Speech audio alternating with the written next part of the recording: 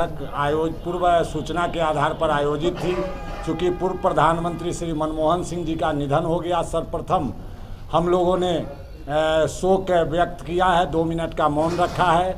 चूँकि दूर दराज से कार्यक्रम में लोग विभिन्न 38 जिला के लोग आए हुए हैं और पंच सरपंच की दशा दिशा पंचायती राज व्यवस्था के सशक्तिकरण हेतु ये बैठक आहूत थी, जिसमें बहुत सारे चौंकाऊ निर्णय भी लिए गए हैं। निर्णय में यह है कि 28 जनवरी को हम लोग एकजुट हो रहे हैं। सभी पंचायत एवं ग्राम कचहरी प्रतिनिधि, त्रिस्तरीय पंचायत प्रतिनिधि एकजुटता के साथ अपनी बात को रखेंगे। ग्राम कचहरी सर्व सुविधा संपन्नता हेतु 11 सूत्री मांग रहेंगे। पंचायतों के त्रिस्तरीय पंचायत प्रतिनिधियों और पंचायत के सशक्तिकरण हेतु सभी संविधान सम्मत 29 विभाग हमारे प्रस्ताव में रहेंगे। बिहार पंचायती राज व्यवस्था को ग्राम कचहरी सहित को केरल मॉडल के रूप में लागू किया जाए, यह हम लोगों का डिमांड होगा। अब हम लोगों के द्वारा राज्य सरकार के आला अधिकारी और सत्तासीन बड़े राजनेताओं के इशारे पर हम लोगों को नहीं चलना है। जो हमें साथ देगा हम उसका सहयोग करेंगे, जो हमारे ग्राम कचहरी और पंचायत प्रतिनिधियों का विरोध करेगा हम लोग अगली विधानसभा चुनाव में उनके विरुद्ध रहेंगे। हम लोगों ने एकता का परिचय दिया है। जिस तरह से विधायक जितने बार विधायक बनते हैं उतने बार उनको वेतन मिलता है, पेंशन मिलता है, क्या आप लोगों का भी आज के बैठक में सर्वसम्मति प्रस्ताव पारित किया गया है। इसके पहले भी ग्राम कचहरी प्रतिनिधियों का जो 11 सूत्री मांग था उसमें यह प्रस्ताव अंकित है। सरकार इस दिशा में 1-2 बार चर्चा भी की, अखबार में स्टेटमेंट भी आया। मुरारी प्रसाद गौतम जी ने दिया, केदार प्रसाद जी ने दिया, सम्राट चौधरी जी ने दिया। उसके पहले डॉक्टर भीम सिंह जी पंचायती राज मंत्री रहते बोले, लेकिन अब तक फलाफल शून्य है। इसलिए अभी आज जो निर्णय हुआ है कि ग्राम कचहरी प्रतिनिधि एवं त्रिस्तरीय सभी पंचायत प्रतिनिधि, वो मुखिया हो, वार्ड हो, जिला परिषद हो, पंचायत समिति हो, प्रमुख हो, उप प्रमुख हो या जिला परिषद अध्यक्ष हो, ये सब के सब लोगों को जनसंख्या के आधार पर या मानवता नैतिकता के आधार पर विधायक और एमएलसी के तहत राज्य सरकार वेतन, भत्ता, पेंशन और सुरक्षा की व्यवस्था सुनिश्चित कराई जाए। आए दिन हमारे प्रतिनिधि और इनकी प्रतिनिधियों के प्रतिनिधियों का निर्मम हत्या हो रहा है, झूठे मुकदमों में फंसाया जा रहा है। शासन प्रशासन और अपराधियों द्वारा गलत रूप से उनके साथ दबाव बनाया जा रहा है। इस पर राज्य सरकार अवश्य सख्त संज्ञान ले, अन्यथा आने वाले समय में हम लोग जवाब देंगे और हम लोग जवाब वोट से देंगे, जिसकी सारी जवाबदेही राज्य सरकार शासन प्रशासन की होगी। मुखिया जी, मुखिया सरपंच दोनों का गठबंधन हो गया प्रदेश में, क्या मांग है आप? ये गठबंधन केवल मुखिया सरपंच का नहीं है, ये पूरे त्रिस्तरीय पंचायत प्रतिनिधि और ग्राम कचहरी के जितने प्रतिनिधि हैं सभी का यह गठबंधन है। और पूरे पंचायती राज व्यवस्था में जो गांधी जी का सपना था कि सत्ता का विकेंद्रीकरण, और माननीय मुख्यमंत्री जी भी बिहार में ग्राम कचहरी जो पहला देश का राज्य है जहां ग्राम कचहरी का को निर्वाचित प्रतिनिधि संचालन करते हैं नियमावली के तहत, तो हमारा साफ साफ कहना है कि पंचायती राज व्यवस्था और ग्राम कचहरी की व्यवस्था को सत्ता में बैठे हुए हुक्मरान और उनके जो अधिकारीगण हैं जिस प्रकार से सत्ता में बैठ करके और लगातार हम लोगों के बीच विभेद पैदा करने का काम किए हैं,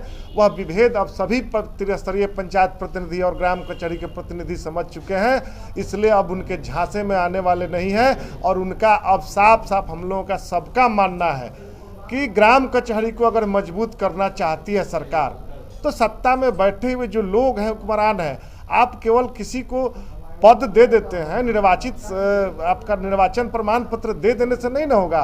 हम लोगों का साफ है कि सुप्रीम कोर्ट का साफ मानना है कि जिस प्रकार से केरल मॉडल लागू है, आपका केरल से लेकर हम लोगों का तो पंचायती राज में ही मांग कर रहे हैं, लेकिन ग्राम कचहरी में न्यायिक व्यवस्था में न्याय का जो विकेंद्रीकरण होना चाहिए, जो आपका जिला से लेकर के अनुमंडल न्यायालय तक तो सरकार करती है। सुप्रीम कोर्ट का साफ कहना है कि न्यायिक व्यवस्था पंचायत स्तर पर हो और उसके लिए सभी कई राज्यों में राज्य सरकारें उस व्यवस्था को मजबूती से लागू कर चुकी हैं और उसके लिए अलग से आर्थिक संसाधन मुहैया कराया जाता है।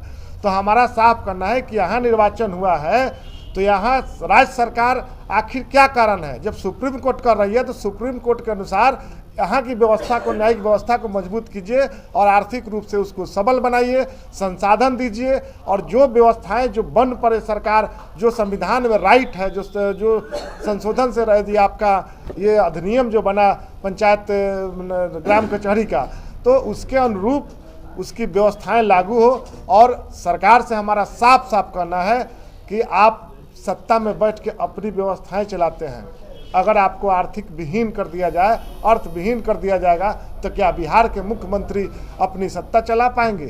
तो सवाल ये है कि जो हमारे ग्राम कचहरी के प्रतिनिधि हैं, आज सभी यहाँ इकट्ठा हुए हैं, तो सबका एक ही मांग है कि मूल रूप से कि सर्व सुविधा संपन्न जो ग्राम कचहरी को बनाया जाए, पंचायती राज व्यवस्था किस प्रकार से मजबूत हो। और हमारा साफ साफ कहना है कि अनुमंडल में और जिला स्तर पर जो स्टाम्प ड्यूटी के नाम पर उसका उपयोग वेतन भत्ता और गाड़ी में तेल के नाम पर खर्च किया जाता है, अनुमति दी जाती है, तो हमारा है कि उस राशि का एक हिस्सा 3 हिस्सों में बटे और एक हिस्सा राइट है, चूँकि गांव के ही केस जाता है। जब पंचायती राज अधिनियम में है कि गांव में आर्थिक व्यवस्था मजबूत करने के लिए उसको टैक्स कलेक्शन का अगर अधिकार दिया गया है और अन्य मद की राशि में भी कटौती करके ग्राम पंचायतों को दी जाती है, तो ग्राम कचहरी को भी न्यायिक व्यवस्था में जो विकेंद्रीकरण करना है उसको कटौती करके दे सरकार। और हम लोगों का साफ है कि सत्ता में बैठे हुए लोग अंधे गूंगे बहरे हो चुके हैं, अब नहीं सुन रहे हैं, इसलिए हम लोग तय किए हैं। और आज हम लोगों का साफ साफ रणनीति बना है कि आगामी 28 जनवरी को राज्य के ग्राम कचहरी के सभी प्रतिनिधि और त्रिस्तरीय पंचायती राज व्यवस्था के सभी प्रतिनिधि अपनी आम जनता को लेकर के पटना की धरती पर महाजुटान करने जा रहे हैं। और सत्ता में सोए हुए लोगों को हम लोग बताना चाहते हैं कि कुंभकर्णी निद्रा में जो आप सोए हुए हैं उसको तोड़िए और गांव की व्यवस्थाएं हैं। अगर हकीकत में चाहते हैं कि गांव की व्यवस्थाएं मजबूत हो, पंचायतों की व्यवस्थाएं मजबूत हो और ग्राम कचहरी की व्यवस्थाएं मजबूत हो, तो ये लड़ाना बंद करिए। ये लड़ाने से आपको कुछ हासिल होने नहीं जा रहा है। सत्ता में बैठे हुए सत्तासीन लोग साफ साफ कान खोल के सुन लीजिए, और 28 तारीख को नहीं सुनिएगा तो 28 को हम लोग सुनाने आ रहे हैं। और जनता का और पंचायत प्रतिनिधियों का और ग्राम कचहरी के प्रतिनिधियों का जोरदार इंजेक्शन आपको लगने का काम करेगा। मुखिया जी, एक लास्ट, जो हमारे पंच सरपंच और जो त्रिस्तरीय पंचायत प्रतिनिधि हैं और सबको जो पेंशन, वेतन भत्ता और पेंशन का जो मांग है, तो जो अगर पंचायत प्रतिनिधियों को पेंशन नहीं देना चाहती है सरकार, तो जो सत्ता में बैठे हुए जो एमएलसी हैं, विधायक हैं, वह भी पेंशन लेना उनका भी बंद करो और उनका भी सुरक्षा वापस करो और सबको फ्री छोड़ो, तब मालूम चलेगा कि क्या हकीकत है।